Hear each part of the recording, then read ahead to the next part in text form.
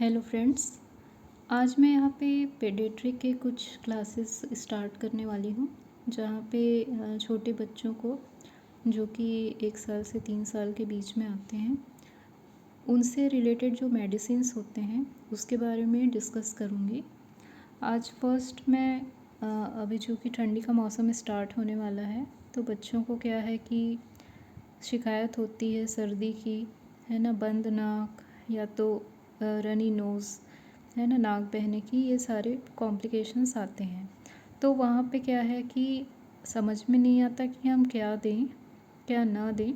लेकिन सबसे पहले तो आप जो भी आपके पेडियाट्रिशियन हैं उनसे पूछ के ही दवाई दें, क्योंकि हर बच्चे का बॉडी वेट, एलर्जिक रिएक्शंस, है ना, और खान पान सारी चीज़ें अलग होती है ना। कुछ बच्चे ब्रेस्ट फीडिंग पे होते हैं, कुछ बच्चे क्या है बाहर से बॉटल दूध लेते होते हैं।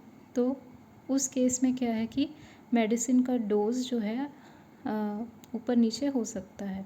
तो यहाँ पे जो कॉमन डिस्कशन है वो मैं करना चाहती हूँ। जैसे यहाँ पे ये मेडिसिन है रिस्केट AF, है ना। ये मेडिसिन क्या है, एक्लिमेट लाइफ साइंसेस कंपनी के थ्रू बनाया गया है। ऑरेंज फ्लेवर का है ये। 15 ml जो है ये 15 ml का डोज ड्रॉप्स आता है। तो जनरली इसे क्या है, ड्रॉपर के थ्रू दिया जाता है छोटे बच्चों को। ऐसा ड्रॉपर होता है, अलग से इसमें कैप लगा हुआ होता है, जो कि ये ओपन है, अभी यूज्ड है, इसलिए ये ऐसा दिख रहा है। ठीक है, तो चाहे तो आप इसे इसमें फ़िट करके रख सकते हैं, या तो इसका जो अलग से कैप आता है उसे लगा कर रख सकते हैं। तो इसका मेन यहाँ पे तो लिखा हुआ है ही, जैसे रनी नोज़ है, स्टफ़ी नोज़ मतलब बंद नाक है, नाक बह रहा है, स्नीजिंग, बहुत ज़्यादा छींक आ रही है बच्चे को, तो डॉक्टर क्या है ये प्रिस्क्राइब करते हैं। ठीक है, ज़्यादा MRP भी नहीं है इसका, 30 रुपये में ये आ जाता है। और ये क्या एक सस्पेंशन है, ये ड्रॉप्स हैं। तो इस तरीके से इसको क्या है, शेक वेल बिफोर यूज़ लिखा हुआ है। पिलाने से पहले हमको एक बार अच्छे से इसको मिक्स कर लेना है, हिला लेना है ना। इसके अलावा इसमें जो डोजिंग की बात की जाए तो डोज़ यहाँ पे दिया हुआ है कि 1 to 5 मंथ के बच्चे को 5 से 9 ड्रॉप पर डोज दिया जा सकता है।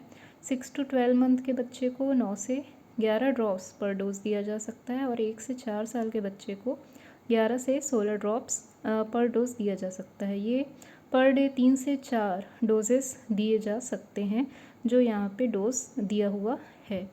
तो कम से कम क्या है, मिनिमम डोज देने की कोशिश करें। और ये मेडिसिन ऐसे ही हमको OTC मेडिसिन नहीं मिलेगा, क्योंकि ये शेड्यूल G में आने वाला ड्रग है। शेड्यूल G का मतलब होता है कि जो डॉक्टर प्रिस्क्राइब करेंगे वही क्या है हमको मेडिकल वाले देंगे, है ना। तो ये क्या है, इसके लिए प्रिस्क्रिप्शन की नीड रहेगी। तो ये हो गया रिस्टेट AF, जिसके थ्रू इस ड्रॉप्स के थ्रू हम क्या है बच्चों की जनरली सर्दी के लिए इसको हम यूज़ कर सकते हैं। ठीक है, अब यहाँ पे क्या है, ये ड्रॉप्स है, आप देख सकते हैं सेम वही चीज़ें इसमें भी प्रिंटेड फॉर्म में है। ठीक है, देखा जाए तो जनरली 2 साल इसका एक्सपायरी डेट होता है मैक्सिमम।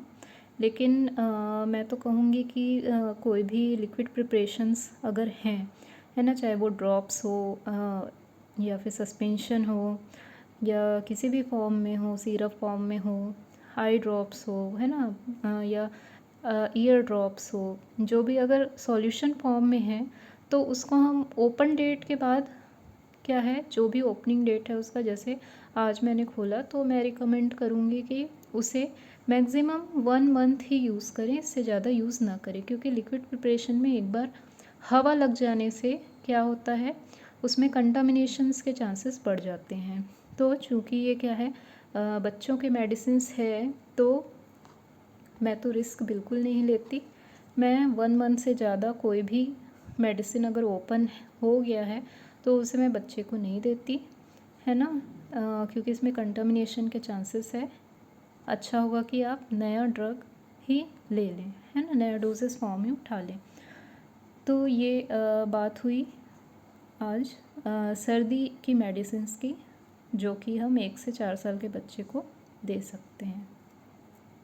Thank you friends.